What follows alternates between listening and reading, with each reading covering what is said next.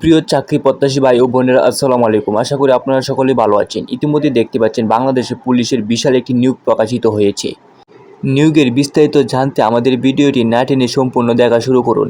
So আর কথা না বাড়িয়ে এখনই চলে যাচ্ছি মূল ভিডিওতে। এখনও যারা চ্যানেলটি সাবস্ক্রাইব করেন অবশ্যই সাবস্ক্রাইব করে দিবেন আর একটি লাইক একটি কমেন্ট করে দিবেন।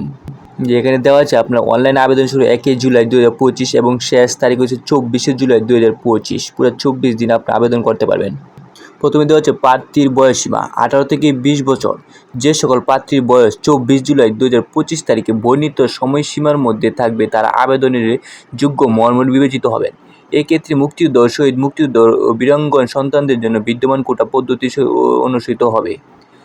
2 আছে শিক্ষাগত যোগ্যতা, এসএসসি অথবা সমমান পরীক্ষায় উত্তীর্ণ, কমপক্ষে জিপিএ 2.50 হতে হবে এবং 3 নম্বরে জাতীয় বাংলাদেশী নাগরিক হতে হবে। বৈবাহিক অবস্থা অবিবাহিত, তালাকপ্রাপ্ত নয়। তারপরে দেওয়া হচ্ছে আপনার শারীরিক যোগ্যতা আপনার উচ্চতর মেধা কোটার প্রার্থীর ক্ষেত্রে 5 ফুট 6 ইঞ্চি, মুক্তিযুদ্ধ, শহীদ মুক্তিযুদ্ধ ও বীরাঙ্গন সন্তানদের এবং ক্ষুদ্র নিগোষ্ঠী প্রার্থীদের জন্য 5 ফুট 4 ইঞ্চি। শারীরিক প্রতিবন্ধী তৃতীয় লিঙ্গের কোটার প্রার্থীর ক্ষেত্রে বিধি অনুসৃত হবে।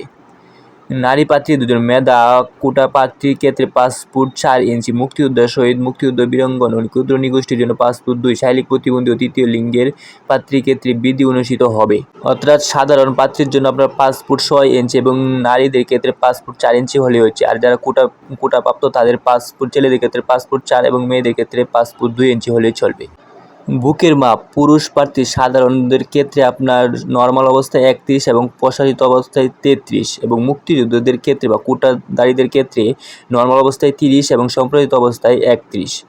ওজন আপনার বয়স এবং উচ্চতার সাথে অনুমানিত পরিমাপ হতে হবে, ছেলে মেয়ে উভয়। আর দৃষ্টিশক্তি আপনার 6/6, ছেলে মেয়ে উভয় থাকতে হবে। অনলাইনে আবেদন করতে আবেদন ফি আপনার 40 টাকা লাগবে এবং আবেদন করার 48 ঘন্টার ভিতরে আপনার আবেদন ফি জমা দিয়ে দিতে হবে। মাঠের তারিখ এবং গুরুত্বপূর্ণ একটি অংশ, শারীরিক মাপ, কাগজপত্র দাতায়, ফিজিক্যাল টেস্ট এবং লিখিত এবং মৌখিক পরীক্ষার সময়সূচি নিম্নে দেওয়া হলো। আপনার 64 জেলার নাম দেওয়া আছে এবং আপনার এই তথ্যগুলো একটু খুব ভালোভাবে দেখে নেবেন।